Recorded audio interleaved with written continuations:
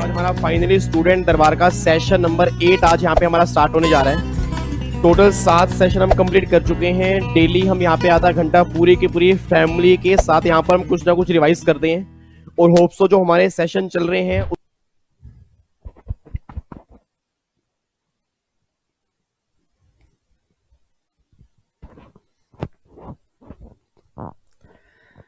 Hello hello hello hello hello hello hello sir, कहाँ पे हो? आ गया मैं, देखो देखो आ गया जी, आ गया हूं मैं आपके सामने। बच्चा कह रहे नहीं आए सर, नहीं आए। Oh my God, good morning भाई, good morning, good afternoon, good evening, की हाल चाल?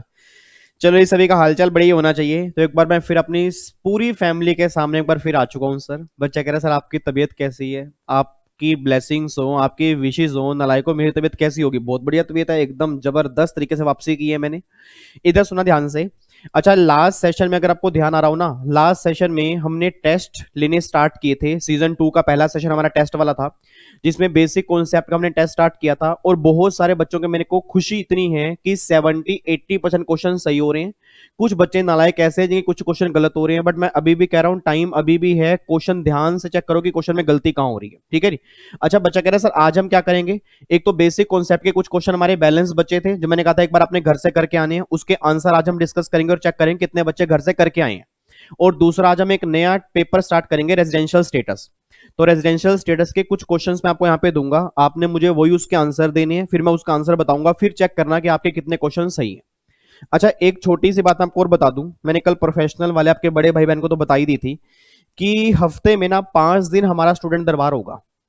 5 दिन का मतलब ट्यूसडे और सैटरडे आपका होगा एग्जीक्यूटिव वाले बच्चों का, उसके अंदर हम वही टेस्ट पेपर लेंगे और आपके मैं डाउट्स लूंगा। और मंडे और फ्राइडे को सिर्फ प्रोफेशनल वाले बच्चों का होगा, जो नॉर्मली चलता है। संडे को हमारा जो नॉर्मल डाउट सेशन होता है ना पूरे इंडिया के सीएस के बच्चों के लिए, वो संडे को मेरा डाउट सेशन होगा। अब बच्चा कह रहा है सर इसमें एक तो आपने गायब कर दिया थर्सडे और एक आपने गायब कर दिया वेडनेसडे। सर कहाँ जा रहे हो उस दिन घूमने? नालायक, कहीं घूमने नहीं जा रहा। अब जो मेरे नए बैचेस स्टार्ट होने जा रहे हैं उनकी बुक में मैं काफी सारे चेंजेस कर रहा हूँ, ठीक है। ये बुक भी अपडेट करनी है, उसके अंदर डायग्राम भी नए डालने हैं, काफी सारी चीजें चेंज करनी है, तो उसके अंदर मेरा पूरा पूरा दिन लग जाता है। तो मैं ये सोच रहा हूँ कि 2 दिन अगर मुझे पूरे मिल जाएंगे ना, तो सुबह से लेकर शाम तक मेरा बुक में काफी अच्छे से काम हो जाएगा, ठीक है ना। क्योंकि जिनके एग्जाम दिसंबर में है, जून 21 में है, तो उनके लिए बुक्स भी अपडेट करनी है, क्लासेस में भी काफी सारे चेंजेस करने हैं। तो इट मीन अब 2 दिन जो है ना, मैं ये काम करना चाहता हूँ कि आपके लिए जो भी मेरी नई बुक्स अब मार्केट के अंदर आएंगी वो एक जबरदस्त चीज हो।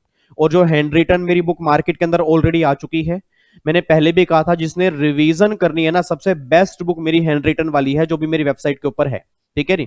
बाकी जिनके एग्जाम अपकमिंग एग्जाम होंगे, उनके एग्जाम में जो भी अमेंडमेंट्स होंगी, अमेंडमेंट्स तो यूट्यूब पर आ जाएंगी, उसके नोट्स भी मुझे तैयार करने, इसलिए मैं 2 दिन ले रहा हूं। एक तो मैं एग्जीक्यूटिव वाले बच्चों का थर्सडे यहां से निकाल दिया, एक प्रोफेशनल वाले बच्चों का वेडनेसडे मैंने निकाल दिया, ठीक है जी। तो 2 दिन मैं आपकी बुक्स पे काम करूंगा, बाकी 5 दिन जो होगा मेरे पूरी फैमिली के लिए रहेंगे रहेंगे, ठीक है। मतलब स्टूडेंट दरबार बंद बिल्कुल नहीं होगा, चलता ही रहेगा, आपकी प्रैक्टिस मैं करवाता रहूंगा, आप उसकी टेंशन मत लो, ठीक है। अच्छा, एक बात और, इस संडे को आपको मैंने कहा था सफलता के रहस्य की सीजन 1 खत्म हो चुका है, उसका सीजन 2 मैंने कहा था मैं आपकी स्टोरीज लेके आऊंगा। इस संडे को एक बहुत जबरदस्त स्टोरी लेके आ रहा हूं, गेस करना कि उस स्टोरी में कौन आ रहा है। और आपके रोंगटे ना खड़े हो गए ना, आपने उस स्टोरी को सुनने के बाद आपको ये ना लगा ना कि हमने क्या किया जिंदगी में अभी तक, फिर आप मुझे बोल देना। बच्चा कह रहा है कौन आ रहा है, आपको बताऊंगा, संडे का वेट करो, उससे पहले ही थोड़ा हिंट आपको दे दूंगा, बट स्टोरी जरूर सुनना। और आपको इतना मोटिवेशन मिलेगा ना, आपको ये लगेगा यार हम कभी क्विट करने का सोचते भी क्यों हैं, अगर इन्होंने क्विट करने का कभी नहीं सोचा तो हम क्यों सोचते हैं। और संडे से पहले आपको पता लग जाएगा कौन आ रहा है, टेंशन मत लो इतनी। चलो जी, इधर देखो ध्यान से। तो एक बार फटाफट से पहले तो वो देख लेते हैं क्वेश्चन हमारे लास्ट क्लास में बैलेंस कौन कौन से बचे थे। ये लो जी, बेसिक कॉन्सेप्ट मेरे ख्याल से 35 क्वेश्चन हमने कंप्लीट कर लिए थे। क्वेश्चन नंबर 36 हमें स्टार्ट करने। लो जी, मुझे फटाफट से आंसर बताने स्टार्ट करो। जो बच्चे डेली बेस पे आ रहे हैं वो तो आंसर बताएंगे, जो बच्चे आज पहली पहली बार आए हैं तो उनको ये फील होना चाहिए कुछ अच्छा ही चल रहा है, हम अच्छी ही बातें कर रहे हैं, बेकार की बातें नहीं कर रहे। तो आपने भी साथ साथ मुझे आंसर देने हैं। कैलकुलेटर उठा लो, पेन उठा लो, फटाफट से मुझे आंसर दो पहले क्वेश्चन का। क्वेश्चन नंबर 36, मिस्टर पी है, एज 55 साल है जी, और रेजिडेंट इंडिया का है। उसने टोटल इनकम कमाई है, कितनी टोटल इनकम कमाई है? उसने 7,12,500 इनकम कमाई है। तो उसका टैक्स लाइबिलिटी बताओ कितनी आ रही है। अब अगर 7,12,500 रुपए इनकम है, तो पहली बात तो 5 लाख से कितनी ज्यादा है? 5 लाख से ज्यादा है 2,12,500। 2,12,500 उसका 20%, फिर रह गई इनकम 5 लाख जिसमें 2.5 लाख एग्जम्प्ट है और बैलेंस 2.5 लाख का 5% 12,500, तो ये 55,000 तो ये टैक्स आ गया। अब अगर 55,000 ये टैक्स आ गया, उसमें 4% अगर मैं सेस ऐड करूंगा तो 57,200 रुपए का टैक्स निकल के आएगा। तो option number B is the correct answer. ये मेरा आंसर यहां पे सही हो गया। तो मेरे ख्याल से पहले क्वेश्चन का आंसर सबका सही होना चाहिए। ठीक है जी, आपने घर से क्वेश्चन किए होंगे, उम्मीद करता हूं कि आपने घर में 15 मिनट जरूर लगाए होंगे। अब जिन बच्चों ने नहीं लगाए तो मुझे नहीं पता फिर वो कम पढ़ना स्टार्ट करेंगे। कई बच्चों को तो मन ही नहीं करा पढ़ने का क्योंकि एग्जाम पोस्टपोन हो गए हैं और हो सकता है कैंसिल भी हो जाए। तो बच्चा कह रहा है छोड़ो ना सर, क्या बेकार की बातें करते हो, पढ़ते रहेंगे आराम से। तो सिंपल सी बात है, ये मत सोचना आपके 90 प्लस मार्क्स आने चाहिए, बस ये बात ध्यान देना इतनी मेहनत करने के बाद। तो इसका आंसर क्या बनेगा? 57,200। कोई दिक्कत परेशानी तो नहीं है ना? टेक्स्ट तो नॉर्मल निकाल सकते हो? बच्चा कह रहा है यस सर। अगले क्वेश्चन पे आओ। अगला क्वेश्चन है, मिसिज एक्स है, मिसिज एस है, नॉन रेजिडेंट है और इनकम 4 लाख रुपए की है और उसकी टैक्स लाइबिलिटी निकाल दो। अब फटाफट से बताओ टैक्स लाइबिलिटी कितनी आएगी। एक बच्चा कहता है सर इसका आंसर तो 2 मिनट में ले लो ना, हमारा आंसर आएगा इसका नील। नील क्यों आएगा? बच्चा कह रहा है सर इनकम 5 लाख तक है, आपने क्लास में कहा था कि 80 प्लस वालों के लिए इनकम 5 लाख एग्जाम्प्ट होती है। मैंने क्लास में यह भी कहा था कि अगर वो रेजिडेंट होगा तब 5 लाख रुपए की लिमिट देखना। क्वेश्चन में साफ साफ एनआर बोला है। और भैया अगर एनआर है तो इनकम 2.5 लाख ही एग्जाम्प्ट होगी, तो चाहे एज कितनी भी हो, एज मैटर नहीं करती। ठीक है जी। अब यहां पे कितना आ गया? 4 लाख। तो 2.5 लाख से कितना ज्यादा है? 1,50,000, उसका 5% 7,500 प्लस में 4% सेस 7,800 रुपए इसका आंसर आएगा।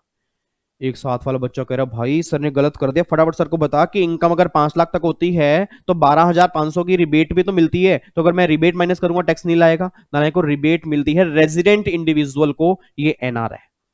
तो ना तो इसको रिबेट मिलेगी ना इनकम 5 लाख रुपए एग्जम्प्ट होगी। तो भैया वो सारी कैटेगरी रेजिडेंट वालों के लिए होती है, एनआर के लिए नहीं होती। तो इस केस में टैक्स भी आएगा, कोई रिबेट भी नहीं मिलेगी। तो इसका आंसर कितना बनेगा? आंसर बनेगा 7,800। ये इसका आंसर निकल के आ जाएगा। ठीक है जी, कोई दिक्कत तो नहीं है? पक्का पक्का। तो ये हमारा इसका आंसर निकल के आ गया। चलो जी अगले का बताओ। मिसिज एस है, 37 साल की एज है, नॉन रेजिडेंट है और उसने इनकम कमाई है 2,70,000। अपने आप बोल दो क्या टैक्स नहीं लाएगा? क्या रिबेट मिलेगी या टैक्स निकालना पड़ेगा? निकालना पड़ेगा। तो भैया इनकम अगर 2.5 लाख एग्जाम्प्ट है तो बैलेंस इनकम कितनी है? 20,000, उसका 5% 1,000 प्लस में 4% सेस, तो आंसर कितना आएगा? 1,040। ये इसका आंसर आएगा। बताओ क्वेश्चन में है क्या? अब जिन बच्चों ने घर से ये टेस्ट खुद किया होगा उनके आंसर सही आ रहे होंगे, जिन्होंने किया ही नहीं है तो फिर मैं बताओ क्या करूं। तो प्लीज मुझे कमेंट बॉक्स में जरूर बताना कि इन बच्चों के सारे आंसर सही निकल के आ रहे हैं, ताकि मुझे भी पता लगे कि आप मेहनत कितनी कर रहे हो। ठीक है जी, तो इसका कोई दिक्कत तो नहीं है? पक्का पक्का आगे बढ़ सकते हैं? Yes sir. अगले पे आओ जी। टोटल इनकम दी है 1,03,00,000 रुपए। अच्छा, टोटल इनकम 1,03,00,000 रुपए है और प्रीवियस है 17-18 है, उसकी टर्नओवर जो है 370 करोड़ है कंपनी की।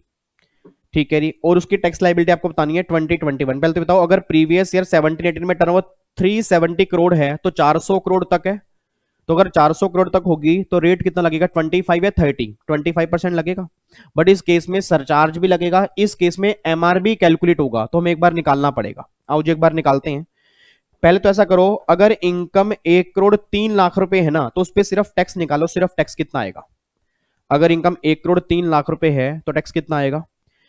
इनकम 1,03,00,000 रुपए है तो 1,03,00,000 का 25% आएगा 25,75,000। सर ये तो टैक्स आ गया। ठीक है, इसमें फिर सरचार्ज कितना लगेगा? इनकम 1 करोड़ से ज्यादा है तो 7% लगेगा।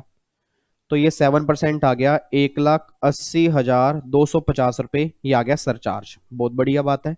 इन दोनों को अगर मैं टोटल करूंगा 2,575,000 तो ये आ गया 2,75,000, 27,55,250 रुपए। ये आ गया टैक्स प्लस सरचार्ज। अच्छा, अगर इनकम 1 करोड़ होती तो टैक्स कितना आता?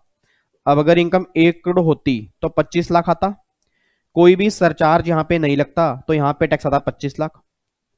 अब सोच के बोलना, अगर इनकम 1 करोड़ है 25 लाख है, 1,03,00,000 पर हमारा आ रहा है इतना, तो भैया टैक्स का इंक्रीमेंट कितना आ रहा है? ये टैक्स का इंक्रीमेंट आ रहा है 2,55,250 रुपए। ये आ रहा है इंक्रीमेंट। ठीक है जी, ये इंक्रीमेंट आ रहा है। अब सोच के बोलना टैक्स का इंक्रीमेंट आ रहा है इतना, इनकम कितने से बढ़ाई है? इनकम बढ़ाई है 3 लाख से। सर 1,03,00,000 है ना, इनकम बढ़ाई 3 लाख से, अब अगर इनकम 3 लाख से बढ़ाई है, टैक्स मेरा बढ़ रहा है 255 से, तो टैक्स ज्यादा है या इनकम ज्यादा है? हाँ, नालायक को आंसर दो, ये मैं करने के लिए नहीं आया, मैंने होमवर्क दिया था आपको, ये आपने बहुत पहले किया होगा ना, बिल्कुल आप बचपन में थे, छोटे छोटे बच्चे होते थे, क्लास में आते थे आप। मुझे फटाफट से बताओ, अगर इनकम 1 करोड़ 3 लाख है, आपने इतना टैक्स निकाला, 1 करोड़ पर आपने इतना निकाला, तो भैया डिफरेंस आ गया इतना। अब 3 लाख से इनकम बढ़ाई, इनकम 3 लाख से बढ़ी है, टैक्स बढ़ा 255 से, तो भैया इनकम जो है, इनकम ज्यादा है, टैक्स कम है। और अगर इनकम ज्यादा से बढ़ी तो हार्डशिप तो है ही नहीं ना। तो आपको मैंने पहले भी कहा था, जहां सरचार्ज है वहां एमआर है, ऐसा नहीं है जहां सरचार्ज लगने की वजह से हार्डशिप होगी वहां एमआर मिलेगा। तो यहां तो भैया हार्डशिप ही नहीं है, और अगर हार्डशिप ही नहीं है तो एमआर नहीं मिलेगा। तो भैया इस केस में जो ये तुम्हारा टैक्स निकल के आया 27,55,250, इसी में 4% से ऐड करो तो आंसर आएगा 28,65,460 रुपए, ये आंसर निकल के आ रहा है। तो एक बार मुझे फटाफट से बताओ जी, ऑप्शन नंबर ए किसका सही है जी? ऑप्शन नंबर ए, मैं भी एक बार चेक कर लूं, 39 का ऑप्शन नंबर ए किन किन बच्चों का सही है, फटाफट से बताओ, जल्दी कमेंट बॉक्स के अंदर बताओ जी, ऑप्शन नंबर ए किन किन बच्चों का सही है? सही है, निकालना आ गया ना। एमआर कैसे निकालते हैं ये तो आपने क्लास में किया ही होगा सर। अब जिन बच्चों को एमआर निकालना अभी तक नहीं आ रहा, तो ये मेरे ख्याल से मेरी क्लास यूट्यूब के ऊपर भी डली हुई है, स्टार्टिंग वाली क्लासेस, वो भी देख लोगे तो भी एमआर निकालना आ जाएगा आपको। मैंने उसके अंदर भी कहा था, जितनी इनकम दी होगी पहले वो टैक्स निकालो, फिर कंपैरिजन करो, फिर उसके बेस पे देखो कितना टैक्स बढ़ रहा है, कितनी इनकम बढ़ रही है। तो भैया यहाँ पे इनकम ज्यादा है, टैक्स कम है, तो यहाँ पे हार्डशिप तो है ही नहीं, उस केस में कोई एमआर नहीं मिलेगा। और जहां एमआर नहीं मिलेगा, फिर जो टैक्स आएगा ना, उसी में 4% सेस सेट करके आप आंसर निकाल दोगे, तो आपका आंसर निकल के आ रहा है 28,65,460 रुपए, और उसमें एमआर आएगा नील, आपका ये आंसर आएगा जी। कोई दिक्कत, कोई परेशानी, कुछ भी अजीब लग रहा हो मुझसे पूछ सकते हो। तो देखो जो अगला क्वेश्चन मेरा यही है, कहां पे गया, ये रहा। तो इसने पूछा है कि ऊपर वाले का एमआर निकाल दो, भैया एमआर निकाल दो, तो क्वेश्चन नंबर इसमें तो एमआर तो आ ही नहीं रहा, एमआर आएगा नील, तो इसको रेक्टिफाई कर लेना आंसर, इसमें कई बच्चों की दिक्कत भी हो सकती है। आंसर करेक्ट ये वाला है, और इसमें एमआर आएगा नील। आगे बढ़ सकते हैं, ठीक है जी। चलो अगले क्वेश्चन पे आओ। What is the maximum amount of rebate prescribe under section 87 capital A? Oh my God, इतना मुश्किल क्वेश्चन, हे भगवान जी मैं इतना मुश्किल क्वेश्चन कैसे कर पाऊंगा, प्लीज भगवान जी मुझे आशीर्वाद दो। फटाफट से बताओ जी, रिबेट कितनी है जी 87 ए की? 2500 रुपया, 12,500 सर, 12,500 रुपए की। 2500 रुपए की पुरानी लिमिट थी, पुराना लो भूल जाओ। अब जिनके एग्जाम भी अगस्त में, दिसंबर में, कमिंग एग्जाम जो होंगे, उसमें लिमिट जो होगी वो 12,500 रुपए की लिमिट होगी, ठीक है जी। अगले का देखो जी, रिबेट किसको मिलेगी? रिबेट इंडिविजुअल को मिलेगी, एचयूएफ को मिलेगी, रेजिडेंट इंडिविजुअल को मिलेगी, या रेजिडेंट इंडिविजुअल टोटल इनकम अगर 5 लाख तक होगी, तो भैया रिबेट जो मिलेगी ना वो रेजिडेंट इंडिविजुअल को मिलेगी जिसकी टोटल इनकम जो है वो 5 लाख तक है। तो ये दोनों कंडीशन सेटिस्फाइड होनी चाहिए, तो option number D is the correct answer. 42 में का डी आंसर आपका निकल के आ रहा है। कोई दिक्कत, कोई परेशानी, कोई दिक्कत तो नहीं है? नहीं नहीं सर, आगे चलो फिर। विच of the following person note covered under 87A? 87A जो रिबेट वाला, उसमें कौन से पर्सन कवर नहीं है? एनआर कवर है? नहीं है। कंपनी को रिबेट मिलती है? नहीं मिलती। एचएफ को रिबेट मिलती है? नहीं मिलती। तो भैया ये सभी लोग जो हैं 87A में कवर ही नहीं है, क्योंकि 87A में कवर कौन से हैं? रेजिडेंट इंडिविजुअल कवर हैं, उसको छोड़कर कोई भी पर्सन 87A में कवर नहीं है। तो भैया इसमें रेजिडेंट इंडिविजुअल की तो बात ही नहीं है ना, यहाँ पे लिखा है नॉन रेजिडेंट इंडिविजुअल, तो भैया एनआर कवर नहीं है, एचएफ कवर नहीं है, कंपनी कवर नहीं है, ये सभी जो हैं 87A की रिबेट में कवर नहीं होते। तो बताओ कितने आसान आसान से क्वेश्चन आए हुए हैं। आगे देखो, डोमेस्टिक कंपनी जो है उस पर 25% रेट जो है वो एप्लीकेबल कब होगा? 25% रेट एप्लीकेबल कब होगा? अगर उसकी टर्नओवर 17-18 प्रीवियस ईयर में 400 करोड़ या उससे कम होगी, मतलब 400 करोड़ तक होगी ना, 400 करोड़ उससे कम होगी। तो बताओ जी, टर्नओवर 17-18 में 400 करोड़ और लेस, तो उस केस में क्या लग जाएगा? 25%। तो option number A is the correct answer. यहां पे ध्यान रखना, लिमिट पुरानी अलग थी, नई लिमिट 400 करोड़ की है, और प्रीवियस ईयर जो हम चेक करते हैं वो 17-18 चेक करते हैं, तो इसका आंसर बनेगा ए, ठीक है जी। अगले का 30% कब लगेगा जी? 30% कब लगेगा? अगर टर्नओवर 17-18 में 400 करोड़ से ज्यादा है।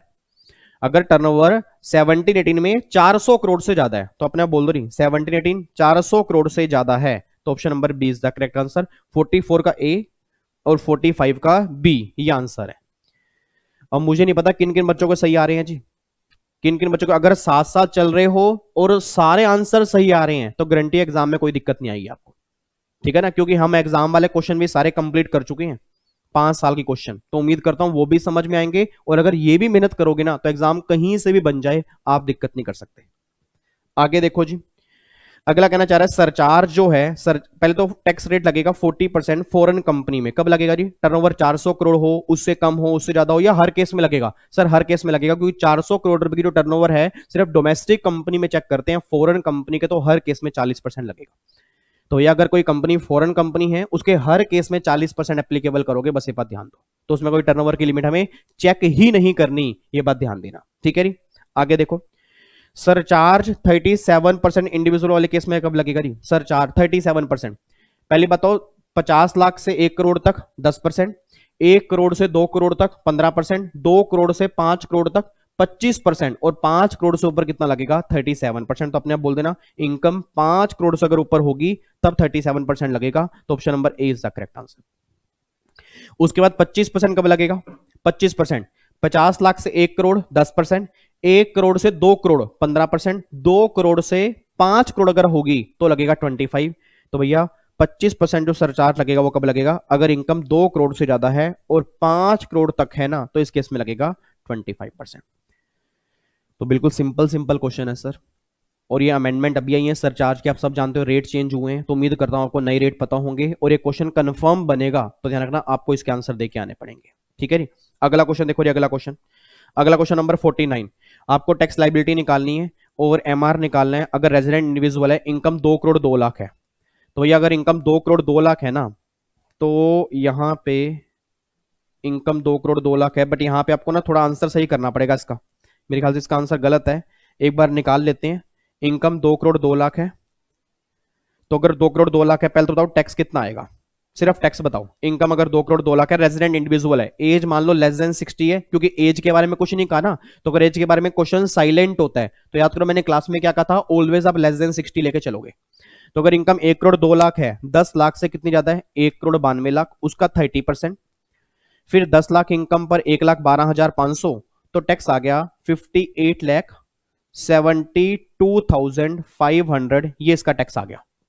अच्छा, फिर यहां पे लगेगा सरचार्ज। अब अगर इनकम 2 करोड़ 2 लाख रुपए है तो उस केस में सरचार्ज कितना लगेगा? 2 करोड़ से ज्यादा है, 5 करोड़ तक है, तो उस केस में कितना लगेगा? 25% लगेगा। इसका अगर मैं 25% निकालूं तो 1468,125 ये आ गया सरचार्ज।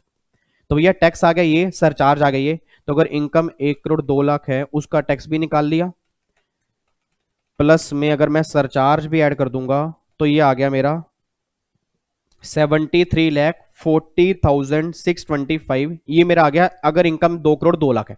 अच्छा, एज्यूम करो अगर इनकम 2 करोड़ होती तो क्या होता, क्योंकि 2 करोड़ के बाद सरचार्ज का रेट चेंज हुआ है ना, तो मुझे एमआर निकालना पड़ेगा, एमआर निकालने के लिए कंपैरिजन करना पड़ेगा। अब यहां पे अगर इनकम 2 करोड़ होती तो टैक्स कितना होता? तो 1 करोड़ 90 लाख का 30% प्लस में 1,12,500, तो ये 58,12,500, ये मेरा टैक्स आ गया। क्या इस केस में सरचार्ज लगेगा? एक बच्चा कहता है नहीं लगेगा, नालायको इनकम 2 करोड़ है और 2 करोड़ तक कितना सरचार्ज है? 15%। 1 करोड़ से ऊपर है 2 करोड़ तक कितना लगेगा? 15% लगेगा ना, तो इसका 15% निकालूं, ये आ गया 8,71,875 रुपए, तो ये सरचार्ज आ गया। अगर मैं इन दोनों को जोड़ दूं तो ये टोटल आ रहा है 66,84,375। अब मुझे सोच के बोलना, ये आ गया अगर इनकम 2 करोड़ है, अगर इनकम 2 करोड़ 2 लाख है तो इतना आ रहा है। अब डिफरेंस कितना आ गया टैक्स के इंक्रीमेंट में? तो सर टैक्स के इंक्रीमेंट में जो डिफरेंस आ रहा है वो आ रहा है 6,56,250, ठीक है, 6,56,250, इतना मेरा टैक्स का इंक्रीमेंट आ रहा है, ये मेरा टैक्स का इंक्रीमेंट आ रहा है। अच्छा, इनकम इंक्रीमेंट कितना है? इनकम इंक्रीमेंट कितना है? इनकम इंक्रीमेंट 2 लाख रुपए है। तो अगर इनकम इंक्रीमेंट 2 लाख रुपए है और टैक्स बढ़ा इतने से, तो भैया एमआर आएगा नहीं आएगा? यस एमआर आएगा जी, एमआर आएगा। तो ये मेरा एमआर आ गया, ये मेरा एमआर निकल के आ गया ना। बच्चा कह रहा है सर समझ ही नहीं आ रहा कर क्या रहे हो आप, मेरे लाल मेरे काले मेरे पीले, याद करो आज से मेरे ख्याल से 5 महीने पहले की बात है, जब आप क्लासेस में आते थे बिल्कुल छोटे छोटे थे, तब बिल्कुल छोटे छोटे आए थे। इनकम टैक्स की पहली या दूसरी या तीसरी क्लास में एमआर निकालना सिखाया था, मैं उसकी बात कर रहा हूं, और ये वही क्वेश्चन आ रहे हैं आपके एग्जाम में। तो मैंने किया क्या, जितनी इनकम दी है उस पर टैक्स निकाला, उनके सरचार्ज के बेस पे। फिर कंपैरिजन किया और यहां सरचार्ज लगाया, ये मेरा टैक्स का इंक्रीमेंट आ गया। इनकम इंक्रीमेंट 2 लाख रुपए है, मेरा एमआर आ गया 456250। अब अगर ये मेरा एमआर है तो इसको मैं अगर इसमें से माइनस करता हूं 73 40 625, इसमें से 456 250 अगर मैं माइनस करूं, 456 250 माइनस करूं तो ये मेरा आ रहा है 6884 375। इसमें 4% सेस अगर मैं लगाऊंगा तो ये आंसर आएगा, आंसर कितना आ रहा है ये 7159,750, ये आंसर आ रहा है,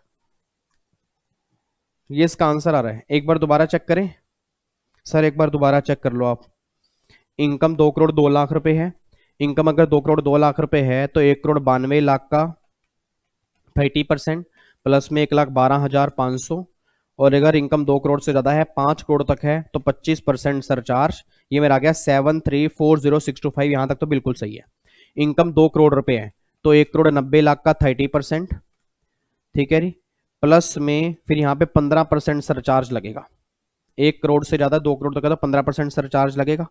तो ये मेरा आ गया, अच्छा यहाँ मेरे ख्याल से गलती हुई है मेरे से, 5812, 1 करोड़ 90 लाख का 30% प्लस में 1,12,500। नालायकों मुझे बता दो कितना इसका आएगा 15%, 6684,375। नहीं ठीक है, अब यहाँ पे टैक्स का इंक्रीमेंट आ गया 7340,625 माइनस में 6684,375, तो टैक्स का इंक्रीमेंट आ गया 656250।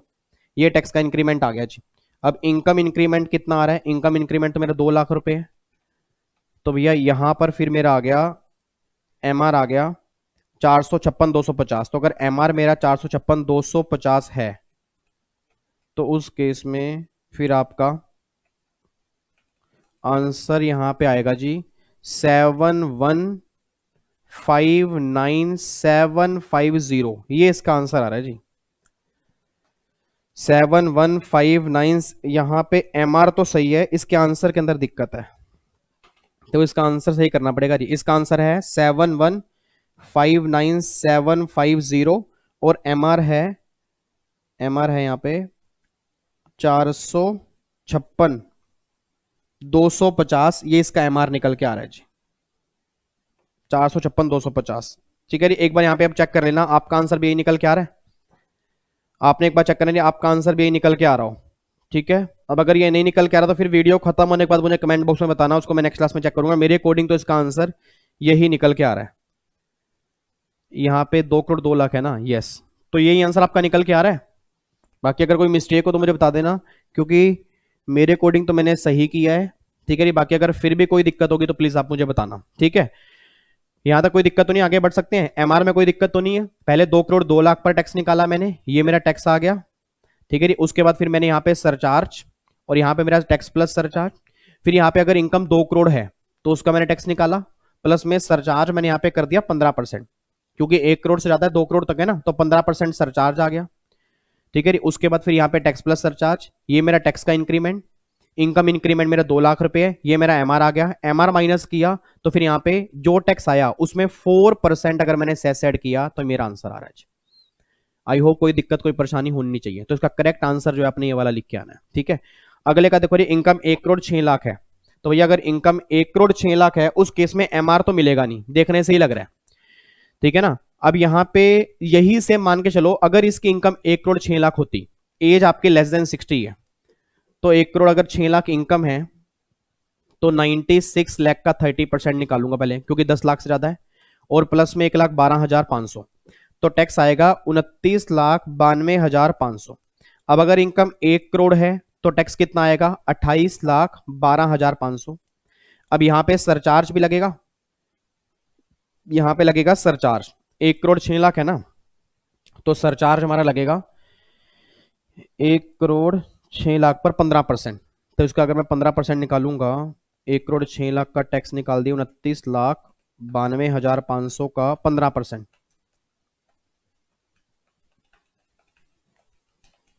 ये आ गया 448,875, यही आएगा ना 448,875। तो 29 92,500 का 15% अगर मैं इसमें जोड़ दूं तो ये आ रहा है 34,41,375। और यहाँ पे अगर इनकम 1 करोड़ है तो 28,12,500। यहाँ पे सरचार्ज कितना लगेगा? 10%। यहाँ पे सरचार्ज लगेगा 10%, तो इसमें 10% जोड़ दूंगा तो ये आएगा 10% जोड़ने के बाद 30,93,750। अब यहाँ पे देखो टैक्स का इंक्रीमेंट कितना आ रहा है। यहाँ पे टैक्स का इंक्रीमेंट आ रहा है 1375 347625, ये आ रहा है टैक्स का इंक्रीमेंट। इनकम इंक्रीमेंट ज्यादा है तो उस केस में एमआर तो मिलेगा नहीं, हार्डशिप तो है नहीं, फिर तो जो टैक्स आएगा ना, जो टैक्स आएगा 344,1375 का 4%, तो 35,79030, ये इसका आंसर आएगा जी। ऑप्शन नंबर ए दिया हुआ है, एमआर देखो नील है, एमआर आएगा नहीं और ये इसका आंसर आएगा। ये हमारा आंसर आ गया। तो जाके हमारे 50 क्वेश्चन पूरे हो चुके हैं। तो मेरे ख्याल से एक क्वेश्चन के अंदर दिक्कत थी, इसका आंसर आपने रेक्टिफाई कर लिया होगा, ठीक है जी। और बाकी ये आपका आंसर निकल के आ गया, option number A is the correct answer. तो अब मुझे बताना 50 में से किन किन बच्चों के 45 या उससे ऊपर नंबर है, ताकि मुझे पता लगे कि आपके अप्रोक्सीमेट 90% मार्क्स अगर इस टेस्ट में आ रहे हैं ना, तभी एग्जाम के अंदर मान के चलो कि 70% नंबर आएंगे, अगर इस टेस्ट में 90% या उससे ऊपर है तो, ठीक है जी। चलो जी, तो कई बच्चों के 90% से मेरे ख्याल से ऊपर होने चाहिए। यहां तक कोई दिक्कत तो नहीं है? अब ये टेस्ट पूरा हो गया, आगे बढ़ सकते हैं। लोरिया फटाफट से आ जाओ। अगला यहां पे स्टार्ट हम करने जा रहे हैं residential status.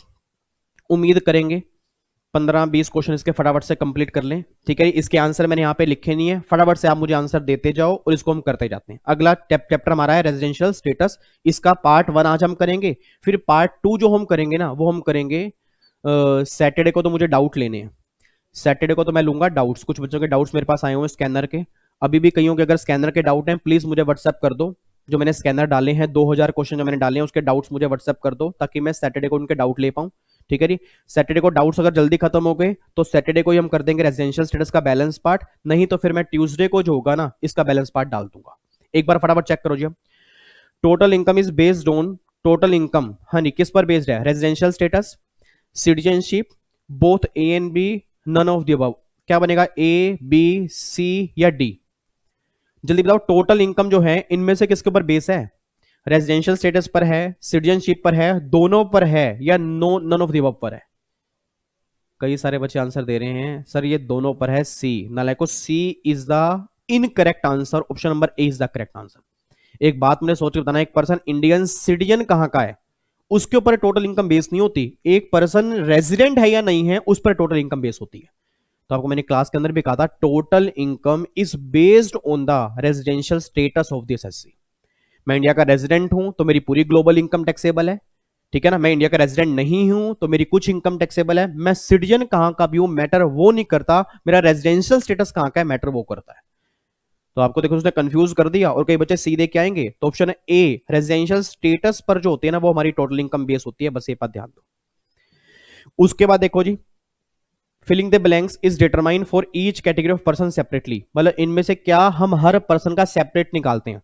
Residential status separate निकालते हैं, सिटीजनशिप ये भी सेपरेट निकालते हैं, ओरिजिनशिप ये भी हम सेपरेट निकालते हैं। तो option number D all of the above जो है ये तीनों कैटेगरी है हर पर्सन की अलग अलग कैलकुलेट की जाती है। अगर मैं इंडिया का रेजिडेंट हूं इट डजंट मीन मेरे फादर भी रेजिडेंट होंगे, मैं इंडिया का सिटीजन हूं इट डजंट मीन मेरे फादर भी सिटीजन होंगे, मैं इंडियन ओरिजिन हूं इट डजंट मीन मेरे फादर भी इंडियन ओरिजिन होंगे। तो वो डिपेंड करता है सर कि भैया इन तीनों का स्टेटस, ओरिजिनशिप, सिटीजनशिप, इन तीनों का जो है ना वो हमें अलग अलग चेक करना पड़ता है। आगे देखो जी, a person may be resident in dash in any previous year. एक पर्सन एक ही साल में एक कंट्री का रेजिडेंट बन सकता है या मोर देन वन कंट्री का भी बन सकता है। सोच के बोला, एक कंट्री का या मोर देन वन कंट्री का? Sir more than one country, option number ए। आप एक बार सोच के बोलो, रेजिडेंट होना या ना होना वो बर्थ पे डिपेंड नहीं करता, कंडीशन पे डिपेंड करता है। तो जिस भी कंट्री की कंडीशन सेटिस्फाइड करूंगा उस कंट्री का रेजिडेंट बन जाऊंगा। तो यह एक साल में एक person more than one country का भी रेजिडेंट बन सकता है, ये बात ध्यान देना। तो इसका आंसर क्या बनेगा? ऑप्शन नंबर ए। ये सारी बातें अपने क्लास के अंदर पढ़ी हुई हैं। ए person may B citizen of India but may not be resident of India, बात बिल्कुल सही है। ए person may be resident of India but may not be citizen of India, बात ये भी सही है। तो भैया इन दोनों में से कौन सी बातें सही हैं? सी, ए और बी दोनों ही सही हैं। एक पर्सन इंडिया का रेजिडेंट हो सकता है, बट क्या पता वो सिटीजन ना हो। एक पर्सन इंडिया का सिटीजन हो सकता है, क्या पता वो रेजिडेंट ना हो। ये दोनों बातें ही सही हैं। तो option number C is the correct answer. उसके बाद, individual is a resident in India if he is in India for a period amounting in all more than 182 days और मोर, लेस देन 182 60 डेज और मोर। तो इनमें से परफेक्ट आंसर क्या है? Option number B. बच्चा कहता है सर 60 वाला भी तो है, 60 वाला है बट उसके पिछले 4 साल में 365 दिन भी होने चाहिए, तो उसने पिछले 4 साल की कोई बात नहीं की। तो इन चारों में से लॉजिकल और बेस्ट आंसर कौन सा बनेगा? ऑप्शन नंबर बी, 182 डेज और more in the relevant previous year. उसके बाद देखो जी, द कंडीशन ऑफ 182 डेज और more shall be check in the, ये कंडीशन हम कब चेक करते हैं? किसी भी प्रीवियस ईयर में, असेसमेंट ईयर में, या रेलिवेंट प्रीवियस ईयर में? सर चेक करते हैं रेलिवेंट प्रीवियस ईयर में। तो देखो जी, relevant previous year, relevant assessment year, relevant calendar year, relevant valuation date. तो इसका आंसर बनेगा रेलिवेंट प्रीवियस ईयर। इस प्रीवियस ईयर मतलब अगर मेरे को असेसमेंट ईयर 2021 का स्टेटस निकालना है तो प्रीवियस ईयर 1920 में मैं कितने दिन रहा उसके बेस पे मेरा स्टेटस निकल के आएगा। That is relevant previous year, ये बात ध्यान देना। उसके बाद, in case of exception in the basic condition, exception means employment के लिए बाहर जा रहा हूं, बाहर से इंडिया में विजिट कर रहा हूं, क्रू मेंबर वाला केस जो मेरी एक्सेप्शन है, वो कह रहे हैं इनमें से कौन सी कंडीशन सेटिस्फाइड होनी चाहिए। तो अपने बोल देना जो एक्सेप्शन वाला केस है उसमें दोनों बेसिक कंडीशन चेक करते हैं या ओनली वन वाली? ओनली वन, और वन में क्या लिखा है? 182 डेज और more in the relevant previous year. तो इसमें क्या निकल के आएगा? 182 डेज और more in the relevant previous year. ये वाली बात हम यहां पे चेक करेंगे। उसके बाद जी, for an assessee to fall in exception he should leave India. जो पर्सन एक्सेप्शन में कवर है वो इंडिया छोड़ के बाहर जा रहा है, किस पर्पस के लिए? घूमने फिरने के लिए। जो इंडिया छोड़ के बाहर जा रहा है, एक्सेप्शन में कवर है, वो घूमने फिरने के लिए बाहर जा रहा है, इन दी कोर्स ऑफ एम्प्लॉयमेंट बाहर जा रहा है, या फॉर दी पर्पस जा रहा है। तो याद करो मैंने क्लास में क्या कहा था? For the purpose. It means अगर मेरा जॉब इंडिया में है उसके काम से बाहर जा रहा हूं, फिर एक्सेप्शन में कवर नहीं होता। मेरी जॉब बाहर ही शिफ्ट हो रही है, मैं बिजनेस ही बाहर करूंगा, मैं एम्प्लॉयमेंट ही बाहर करूंगा, उसके लिए बाहर जा रहा हूं, तो गवर्नमेंट कहते हैं उस केस में एक्सेप्शन लगेगी। तो उसने बोला कि आप इंडिया छोड़ के जा रहे हो, वो किस काम के लिए जा रहे हो? तो for the purpose of employment, in the course of employment, ये तो है नहीं, for the purpose of employment और a member of crew of Indian ship.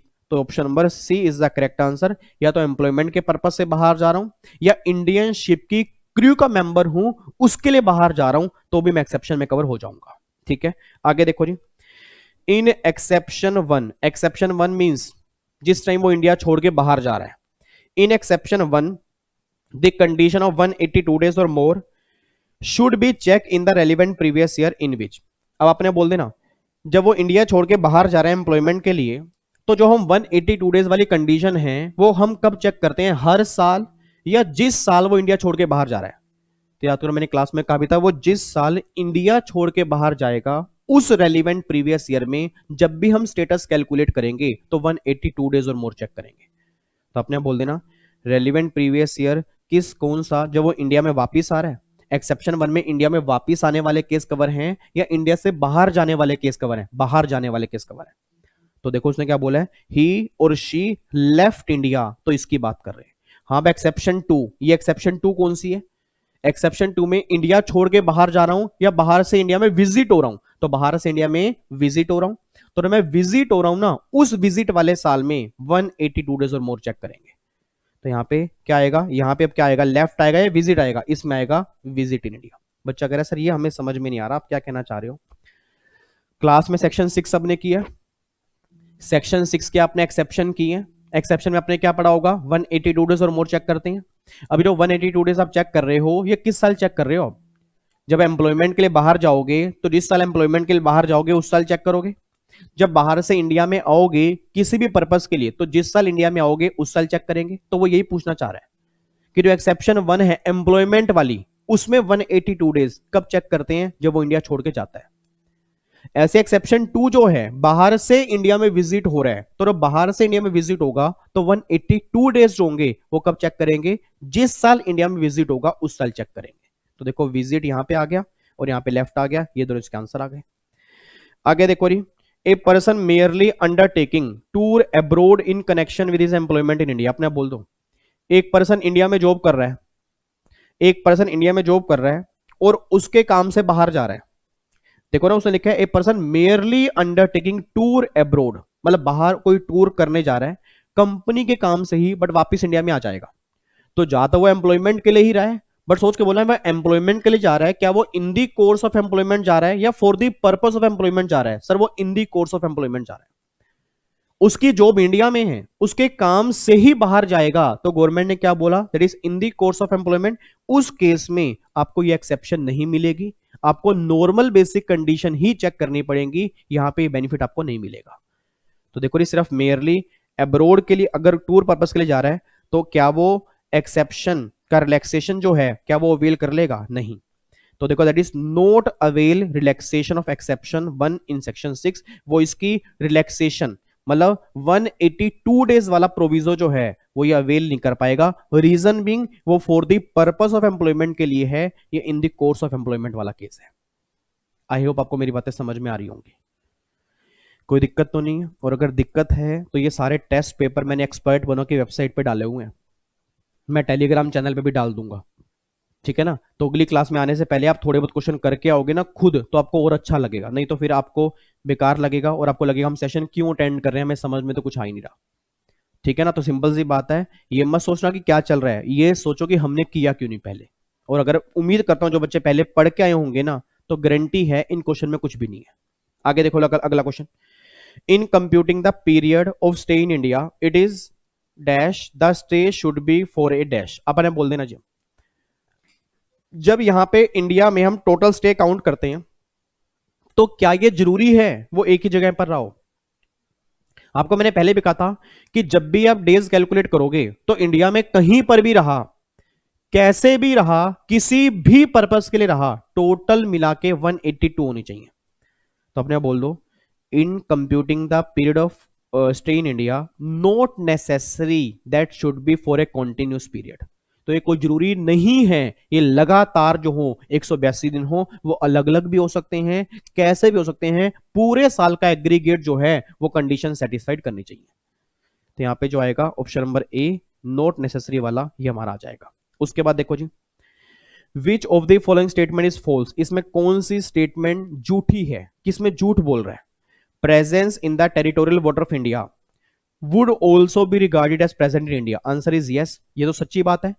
टीडब्ल्यूई क्या होता है? टेरिटोरियल वाटर क्या होता है? इंडिया की बेस लाइन से 12 नॉटिकल माइल्स हमारा इंडिया है, अगर इसमें कोई भी पर्सन है तो वो इंडिया के अंदर मानते हैं ना, तो ये तो सच्ची बात है, that is true. Place and purpose of stay is immaterial, बिल्कुल सही बात है। आप कहीं पर भी रहो, किसी पर्पस के लिए रहो, मैटर वो करता ही नहीं है, इंडिया में रहना चाहिए बस टोटल मिला के। आफ्टर इंट्रोडक्शन ऑफ एक्सेप्शंस, जो एक्सेप्शन है एम्प्लॉयमेंट वाली, बाहर से इंडिया में आने वाली, कंडीशन 2 60 डेज वाली has not been deleted, delete नहीं हुई, बिल्कुल सही बात है। कंडीशन तो आज भी है ना, हम कंसीडर नहीं कर रहे, वो बात अलग है, बट कंडीशन डिलीट नहीं हुई, तो ये भी ट्रू है। In computing period of stay in India, जब हम स्टे का पीरियड काउंट करेंगे, डेट ऑफ एंट्री आने का दिन और जाने का दिन are not consider as stay in India, ये झूठ बोल रहा है। याद करो मैंने पहले भी कहा था, जब भी आप इंडिया में डेज कैलकुलेट करोगे, आने जाने के दोनों दिन जो हैं आपको इंडिया में ही काउंट करने हैं, और ये कह रहा है हम काउंट ही नहीं करेंगे, तो झूठ बोल रहे हैं ना। तो उसने मुझसे पूछा क्या है, इनमें से कौन सी स्टेटमेंट झूठी है, कौन सी स्टेटमेंट झूठ बोल रही है? तो भैया मेरे अकॉर्डिंग झूठ जो बोल रही है वो ऑप्शन नंबर डी है, बाकी तीनों स्टेटमेंट जो हैं वो सच्ची हैं, बिल्कुल सही बोल रही हैं, कोई दिक्कत नहीं है। तो option number D is the correct answer.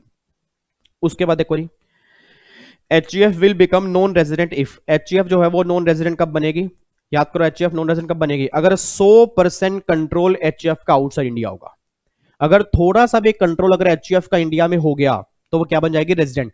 एक बच्चा कहता है वो तो हम करता चेक करेंगे ना, नालायक को, HUF ROR बनेगी या RNOR बनेगी, उसके लिए करता चेक करेंगे, HUF का स्टेटस क्या होगा उसके लिए हम कंट्रोल चेक करेंगे।